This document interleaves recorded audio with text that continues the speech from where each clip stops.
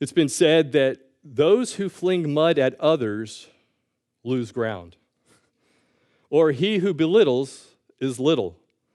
And there's a lot of truth to that. The fact is, there will always be critics, and fault finding is not difficult for those who are always looking to find it, because make no mistake, they will find it. When you express an idea at work, there's always somebody who shoots that idea down, like, that's not going to work. That's not going to work. Or even with your family, you make a suggestion, and, well, no, that's a bad idea. We've already done that. That's not going to work. Or you do something, it's like, I wouldn't have done it that way. I would have done it this way. There's always, that's going on. There are always those who are looking to find faults. We can't avoid them. In fact, it's been said, if you want to avoid criticism, say nothing, do nothing, and be nothing. You can't escape it. So how do you deal with it? How do you handle criticism? Well, Paul is answering his critics here in this passage, and Paul had lots of critics, lots of fault finders, lots of mudslingers over the course of his ministry. And Corinth was no exception, as in his absence, there was a group of false teachers known as the Judaizers, who in his absence, they came in saying, yes, place your faith in Jesus Christ, but there's more to it. It's Jesus plus the old covenant. It's Jesus plus the law. And so they were undermining the gospel of grace and Paul's message. And the best way they thought of doing that was by undermining Paul's character and his authority. So in verses 7 through 18, you have Paul's response to their attacks. Paul was having to answer his critics on many fronts. He was attacked in three areas, and the first one we already saw back in verse 1. If you would read back in verse 1 of chapter 10. Now I, Paul, myself, am pleading with you by the meekness and gentleness of Christ, who in presence am lowly among you, but being absent am bold toward you. But I beg you that when I am present I may not be bold with that confidence by which I intend to be bold against some who think of us as if we walked according to the flesh. They were accusing Paul of being a weak leader. They were saying Paul is unsure. He vacillates in his leadership. He's weak when he's with you, but when he's gone, he writes these bold letters to bolster his authority. They even accused him of walking in the flesh. So they were essentially calling Paul a hypocrite. That was their first accusation. But then they go on to accuse Paul of overemphasizing his authority, and even worse, they criticize his appearance, the way he looked. Essentially, they're saying Paul can't be an apostle because he doesn't look the part. Well, our message today is on rightly responding to criticism, as Paul responds by correcting the perspective of his critics. And first, he talks about the right use of spiritual authority. The right use of spiritual authority. Verse 7. Do you look at things according to the outward appearance? If anyone is convinced in himself that he is Christ, let him again consider this in himself, that just as he is Christ's, even so we are Christ's. So he opens with a question here. Do you look at things according to the outward appearance? And the answer to that question is yes. Yes, we do. By nature, we are appearance-oriented. We look at a person and we notice what they wear, or we notice their hair. Maybe we notice how they talk, and we start assessing their background. Whatever it might be, we start making visual judgments. We make visual assessments. We are appearance-oriented. Now, how to prove this? You have a mirror at home. I'm pretty sure we all have a mirror at home. And I can fairly confidently say that everyone here looked into a mirror this morning. What are you doing? Well, you're looking at your appearance. You are assessing your appearance because your mirror is going to tell you, hey, before you leave the house, you might want to address this or that. You might want to pay attention to these things. And so you do because we all look at things according to the outward appearance. When the prophet Samuel came to the house of Jesse, and he was looking for a king, and he noticed the firstborn Eliab, and he was tall and handsome, and Samuel looked at him like he is kingly material. And Samuel thought, surely the Lord's anointing is before me. His anointed is before me. And God spoke to him and said, no, wrong. You got this one wrong, Samuel. For God does not see as a man sees. A man looks at the outward appearance. God looks at the heart. And some were judging Paul by outward appearance, especially the Judaizers, and we'll get more into that in verse 10. But let's continue on verse 8. For even if I should boast somewhat more about our authority, which the Lord gave us for edification and not for your destruction, I shall not be ashamed, lest I seem to terrify you by letters. Paul admits here that he did speak of his authority, and he's not ashamed of it. But understand, whenever Paul stated his authority as an apostle of Jesus Christ, he never did it for himself. There were times when God's word was called into question, and he would have to interject and say, hey, hold on. As an apostle of Jesus Christ, what I teach is true. What you're saying is false. And he would declare his apostleship as a stance for the truth and for the gospel. But he never did it to tear people down. As he says here, I'm doing this for edification. It's to build up, not to tear down. So Paul says, yes, I did speak of my authority, but it was to encourage and to strengthen you. It seems that the Judaizers were jealous of what Paul had done in Corinth. Maybe you've experienced that, where maybe you were promoted or you were recognized at work, and immediately you have your critics. You know, those who, not against your credentials, but they felt like they got passed over. So all of a sudden, they're starting to criticize everything you do. They get upset. They're jealous because they were overlooked, and then they start firing off the critical remarks. And this can be devastating in the workplace, and it, believe it or not, it even happens in the body of Christ at times, where people get upset. Well, why did they get picked to do this? Why didn't I get to do this? There's always these kinds of things that come up and rise up within people. But imagine how Paul must have felt. He's being criticized, or he's being criticized by these men in Corinth, but the fact is, he's the one that began this church. He was there discipling them for a year and a half, and Paul wasn't here to tear down. He was here to edify the church as a whole. And he adds in verse 9, lest I seem to terrify you by letters. When he left the church, he had to write a letter rebuking them for their attitude. But again, it was not to tear them down, it was to build up. They're saying, well, his letters are tough, but he's a wimp in person. And he goes, you want me to come and express authority in person? Well, I can do that. Now, this is to be true of every level of authority that God has granted. In the church, in the home, in the workplace, in the government, God has established levels of authority and submission. And he does it, it's all put in place to build up, not to tear down.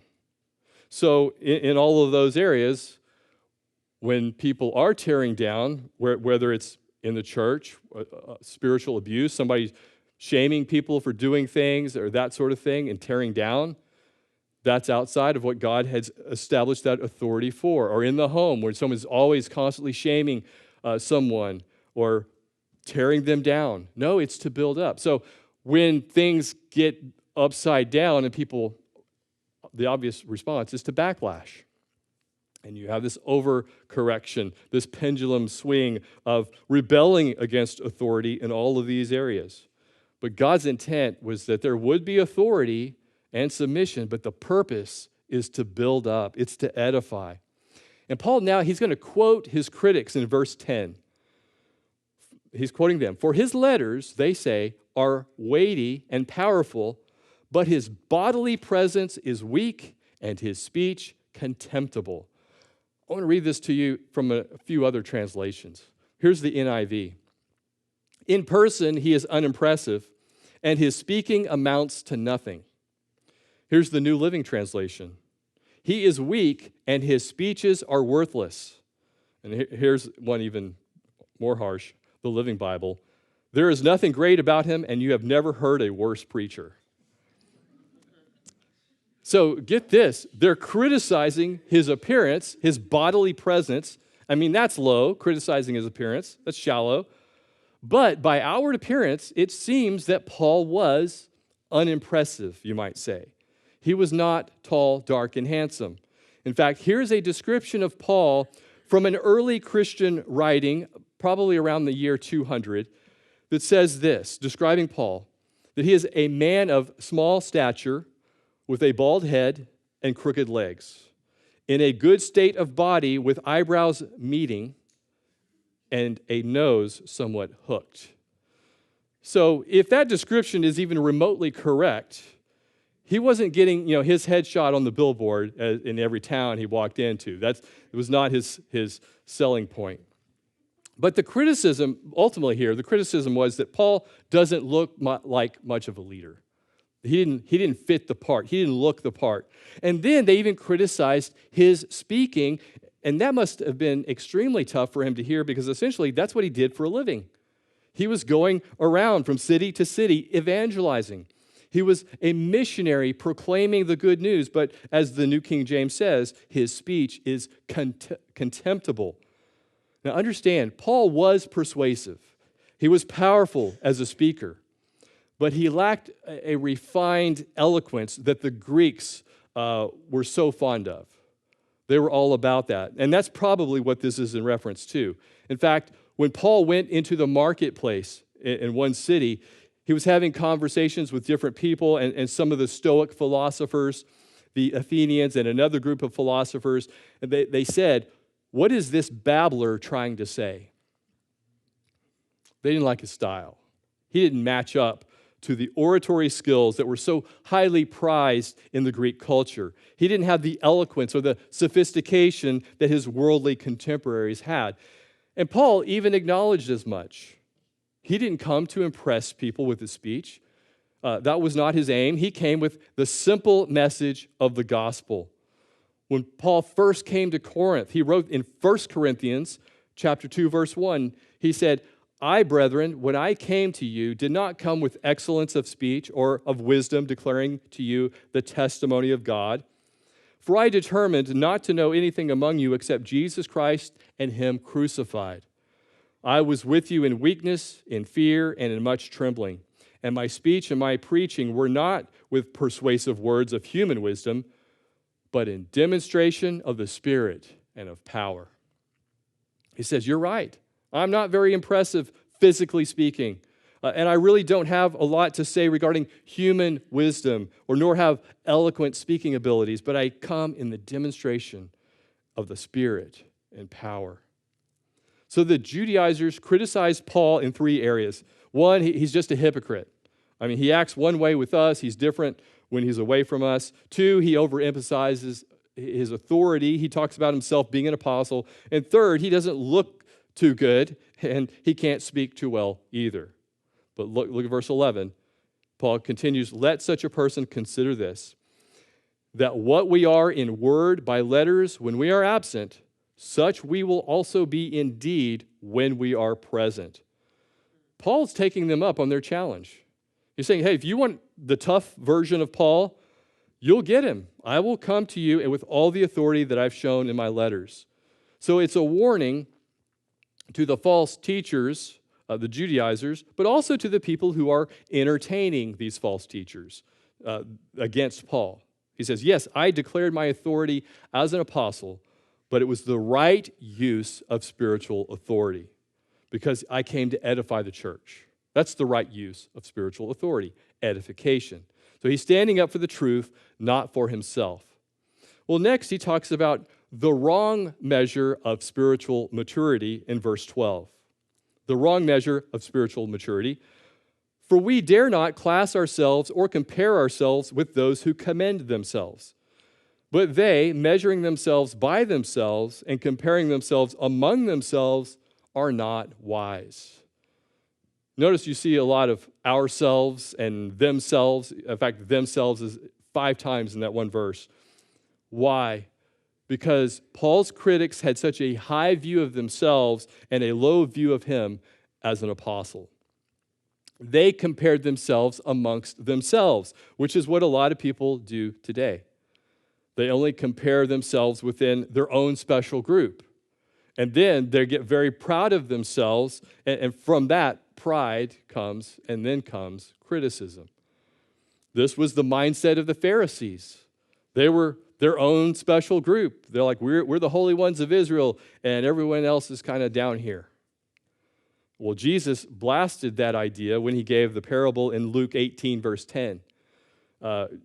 Jesus speaking says, 2 men went up to the temple to pray, one a Pharisee, the other a tax collector. The Pharisee stood and prayed thus with himself, God, I thank you that I am not like other men, extortioners, unjust, adulterers, or even as this tax collector. I fast twice a week, I give tithes of all that I possess. He's comparing himself to his other contemporaries and even to himself. Obviously, he's very proud of himself in this prayer.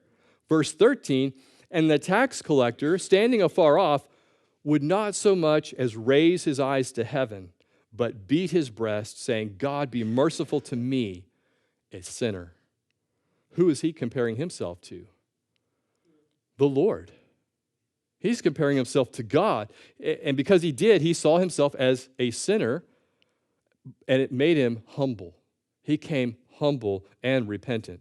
Verse 14, I tell you, this man went down to his house justified rather than the other. That was the assessment Jesus gave. And here in verse 12, the Judaizers were just comparing themselves amongst themselves, and this means a couple of things. One, it means making yourself the measure of others, and two, it means making others the measure of yourself. And that's wrong for at least 2 reasons. First, there didn't seem to be a lot of truly spiritual people among the Corinthian Christians to give a good comparison to. I mean, how much of a compliment could it be if you're the most spiritual person amongst the Corinthians? Because they were a carnal church, carnally minded. So that wasn't really that big of a compliment. And it was also wrong because it only measured on a human scale, focused on, again, the outward appearance. So we're not to make ourselves the measure of others, feeling that we are superior to them if by outward appearance maybe we are more successful, at least by outward appearance. That leads to pride and a critical spirit.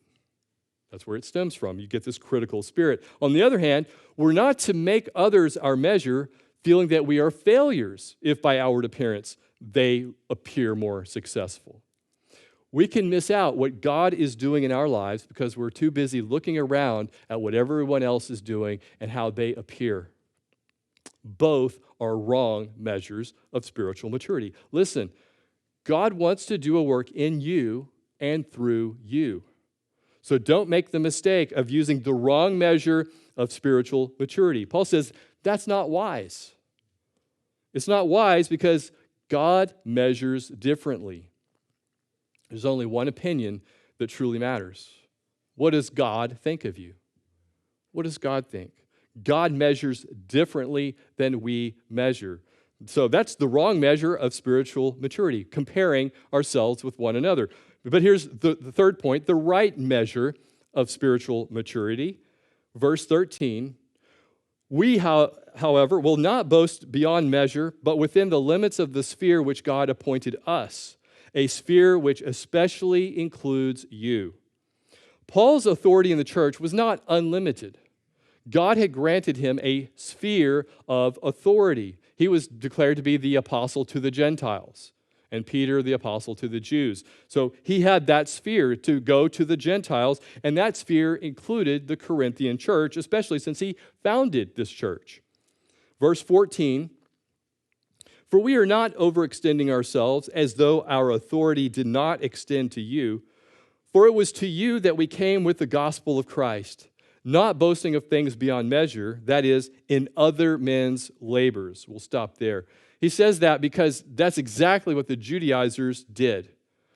Paul established this church. He discipled them for 1.5 years, and he left to go do some missionary endeavors. And as soon as he leaves, here come these false teachers, like spiritual parasites, coming in on another man's labor. They're seeking to tear it down. And that's what cults do all the time. They see people who come to Jesus, somebody who's maybe a new believer, they're excited about the Lord, and then they come along and, well, that's not really all of how it works. That's not really how it is. You need to do this. You need to add this. You need to read this extra book over here. You need to join our group. That's exactly what the Judaizers were doing. They're seeking to build on another man's foundation. But Paul, he wanted to extend the boundaries of the gospel as a missionary church planter. Paul wanted to go where no man had gone before with the gospel and to not build upon other men's labors. And so Paul continues in verse 15, but having hope that as your faith is increased, we shall be greatly enlarged by you in our sphere. Paul is optimistic. He believed that the majority of the church would dismiss the critics, that they would grow spiritually, and by that multiplication, even enlarge Paul's sphere even more. Verse 16, to go in our sphere, to preach the gospel in the regions beyond you, and not to boast in another man's sphere of accomplishment. In Romans chapter 15, Paul said his desire was to go to Rome. And he eventually did get to do that, and he got to preach the gospel in Rome. And then he even expressed the desire to take the gospel all the way to Spain. We don't know if he made it there, but his intent was to go there, to take the gospel there into regions beyond. But he makes it clear that his intent was not to boast in another man's sphere of accomplishment.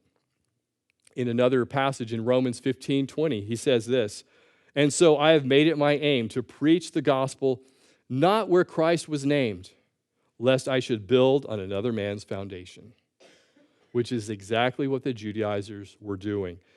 They had been deceptive from the very beginning. They were glorifying themselves, glorying in themselves and in the work of others. Verse 17, Paul says, but he who glories, let him glory in the Lord. He's using a quote from Jeremiah chapter 9, verse 24. He's using that to rebuke the Corinthian Christians who found their glory either in Paul or against Paul. He sweeps all of that away, showing that we should not glory in ourselves or in another or against another. We should only glory in the Lord. The Corinthian Christians, they were prone to glory in wisdom, as was so highly prized in the Greek culture, or to glory in might, or to glory in riches, instead of glorying in the Lord. If you're going to glory, meaning to boast or to take pride in something, to glory in the Lord. Glory in who He is. And the great thing about glorying in the Lord is we can always do it. You're never so high that you can't glory in the Lord. You're never so low that you can't glory in the Lord. We can all glory in the Lord. And here's the bottom line, verse 18. For not he who commends himself is approved, but whom the Lord commends. Now, Paul wanted the respect of the Corinthian Christians, but he wanted it for their sake, not his own.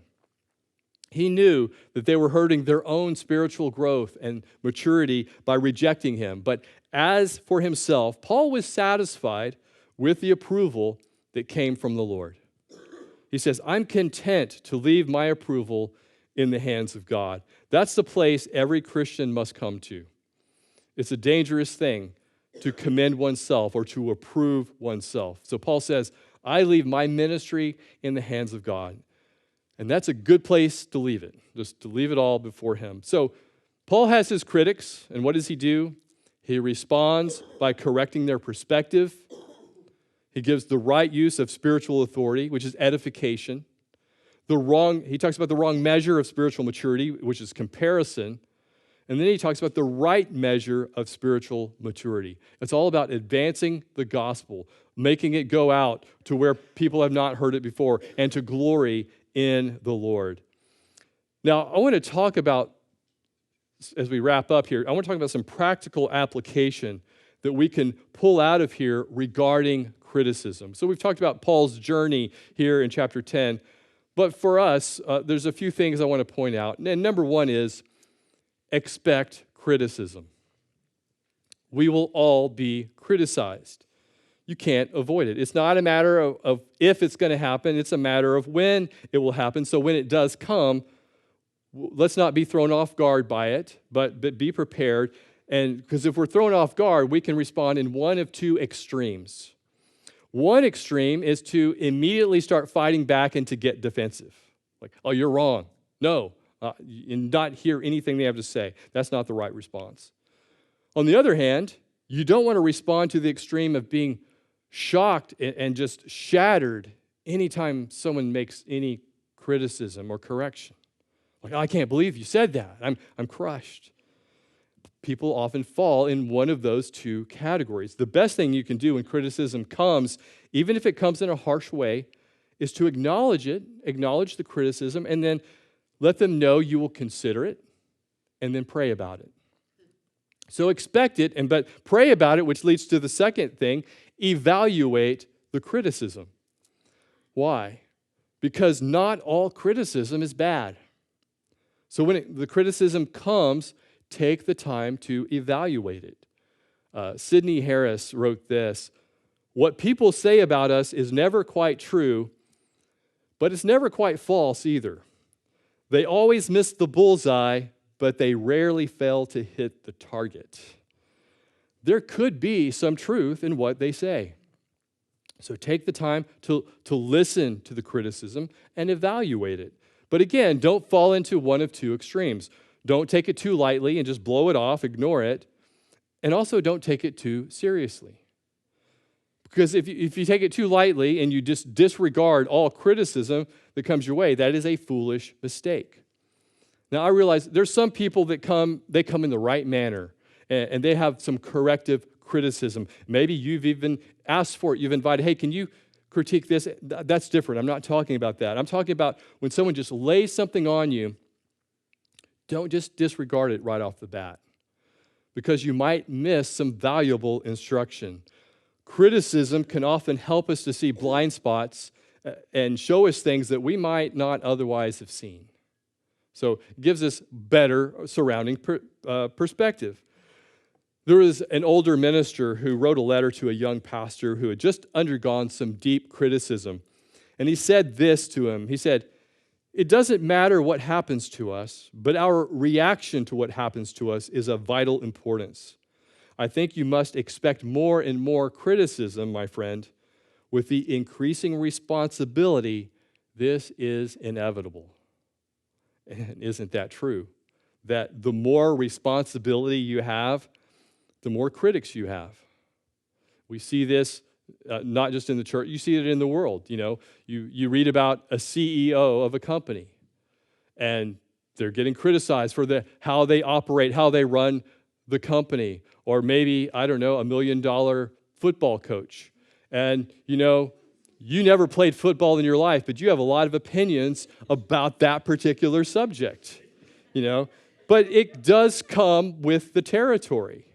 It comes with the territory. As believers, greater responsibility keeps us more dependent upon God, and it causes us to walk humbly before God.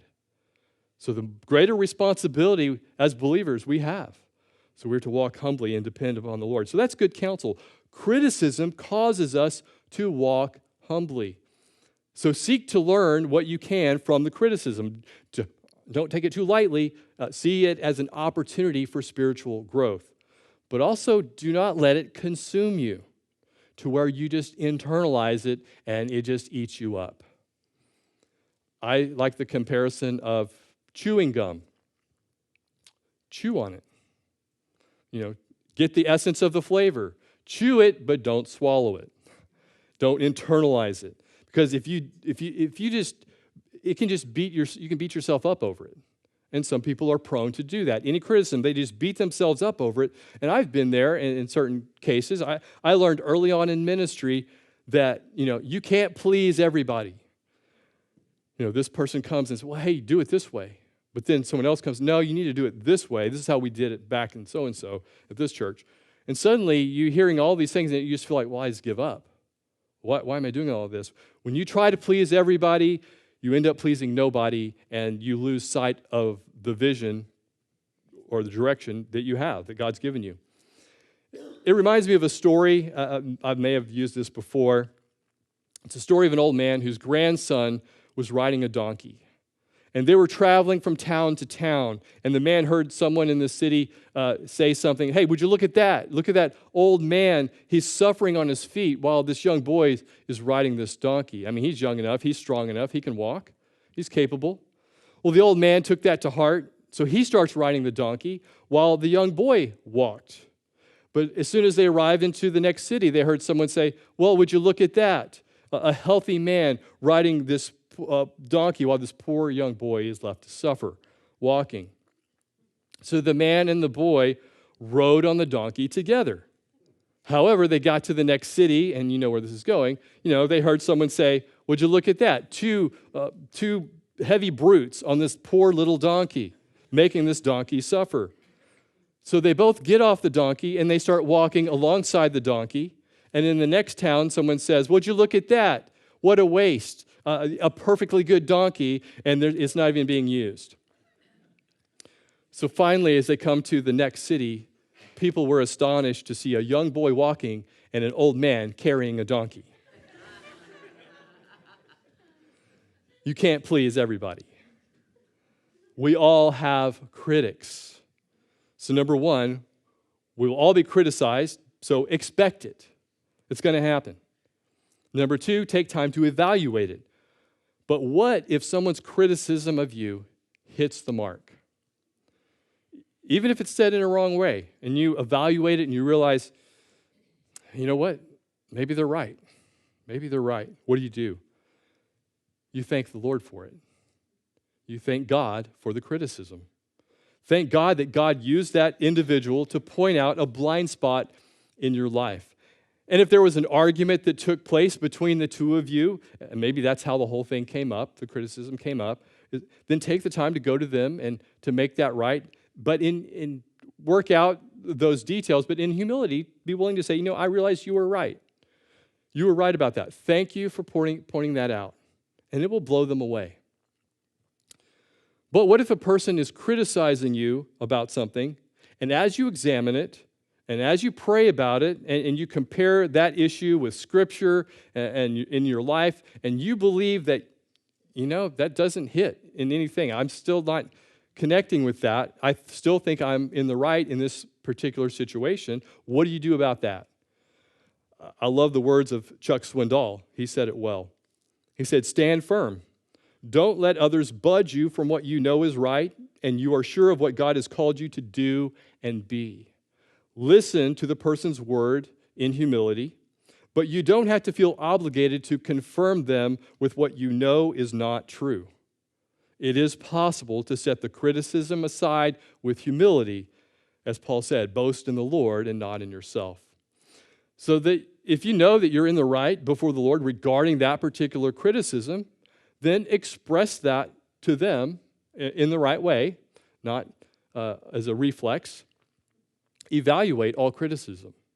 And if it's correct, embrace it. If the criticism is based on a misunderstanding, seek to get together to make that right. But after you evaluate it and you believe you're still right before the Lord, then express that to them. Listen, there are some people that I'm good friends with that we've learned to agree to disagree agreeably on certain things. That's okay. We all, iron sharpening iron, we encourage one another, and that's how it goes. But what about the person who, and maybe you've been thinking about this through the whole message, what about the person who criticizes you all the time? They rarely have anything good to say. And you've tried to meet with them, you've tried to work this out, but they don't want to meet with you, they don't want to talk about this. All they want to do is bring in more accusations and more criticisms. To that I would say, if you tried all those things, let the Lord defend you. He will take care of you. Many of Jesus' critics, he never even addressed. In Romans 12:18, Paul wrote this, if it is possible, as much as depends on you, live peaceably with all men. In that verse, he's saying that you can't live peaceably with all men because it won't always be possible. It takes two people at least, to work that out. But as much as it is possible, we need to attempt to do that. But there will be times it's not possible. They are just a chronic critic. And you can pray for them and let God defend you. One person captured it this way: if it's untrue, disregard it. If it's unfair, don't get irritated. If it's ignorant, smile. And you may have to smile a lot. If it's justified, learn from it. Now, above all, let's not be those who criticize in this way. I mean, I know that's a different message altogether. That's not what Paul's talking about here. But let's not be those who are discouraging, but those who encourage others. Joseph Parker put it this way: resolve never to throw mud, because you may miss the mark, but your hands will always be dirty when you're throwing mud. So when looking at the faults of others, use a mirror and not a microscope. Look at yourself first. But in terms of rightly responding to criticism, may we deal with the criticism that comes in our life in a balanced way before the Lord. Let's pray together.